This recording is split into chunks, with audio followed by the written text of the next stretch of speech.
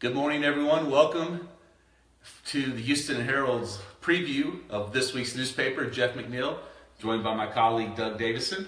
We are live from downtown Houston. Want to say good morning. If you're joining us later, thanks for joining us.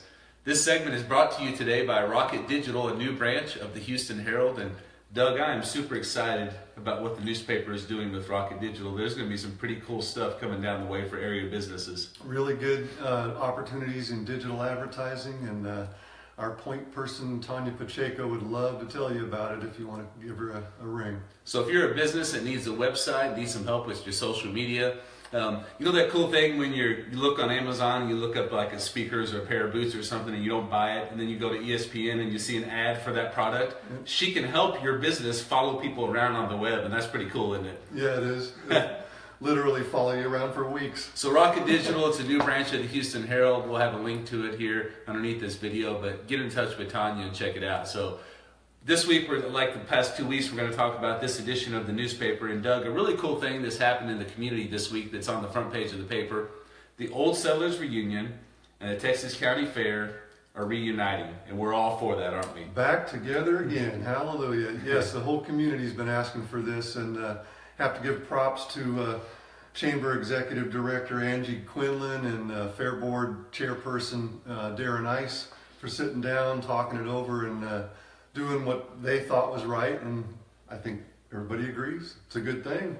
Well, if you didn't know, the events 2 years ago decided they were going to kind of exist on their own and have their events on separate weeks, and tried it for a couple of years, and I think both parties agreed that it just is best when they do it together. So we're going to see that next summer. And one thing the Chamber has talked about, Doug, and we've seen, is that Angie is really investing in the community. We're seeing her going out, trying new things, spend a lot of time getting things together, and I'm pretty excited about the direction the Chamber is going in, all that Angie is bringing to our community, and we'll see that continue next year. Yeah, and be on the lookout for some big things, even at the Old Settlers Reunion. She's thinking big.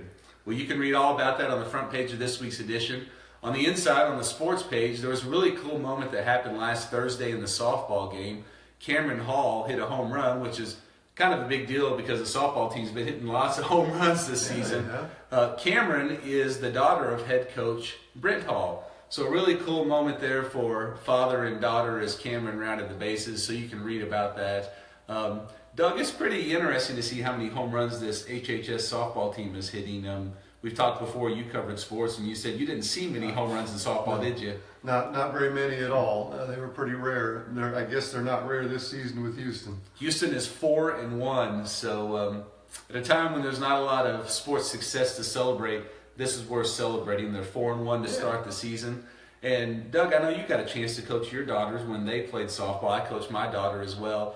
I can imagine the pride of a dad as a daughter hits a home run for your team, and there for a moment, it's a cool dad moment. That had to make a memory that'll last for both of them. So you can read about that on the sports page. A story, Doug, you worked on this week is the address project that happened last October. Right. As area businesses and houses were given the opportunity to have their houses labeled. So why don't you tell us about that? Yeah, it began last year, and it's technically still going.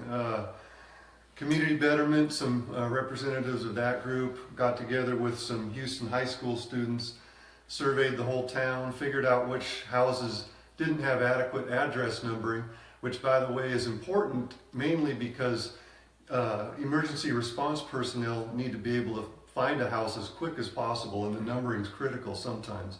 But anyway, through this year, after the surveying, people were given the option with no obligation to have numbers put on their homes for free. And a lot of people took part. Like more than 80 homes now have improved numbering because of this project. And just so people know, it's still available. You can call City Hall and ask about it, and they'll still go out to your home and set you up for no charge. Now, this is not a case of the government just overstepping its bounds and trying to take control of everyone, right? It's not. It's not. It's completely optional, and a lot of people declined, and others went ahead and did it themselves. They'd go ahead and say, oh, I guess I need numbers, and put them on themselves.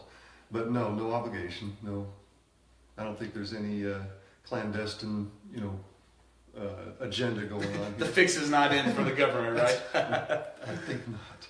Okay, well, so those are the main highlights of the newspaper. The newspaper will be available beginning at noon in front of our office here on Grand Avenue. You can also get it at your favorite convenience store, gas station, or any other location in Texas County. We appreciate you joining us. I'm pretty proud of what's happening here, Doug. Lots of exciting things happening, and as always, it's an edition worth reading. You bet. It's always about getting better. All right. Thanks for joining us, everyone. Have a great day.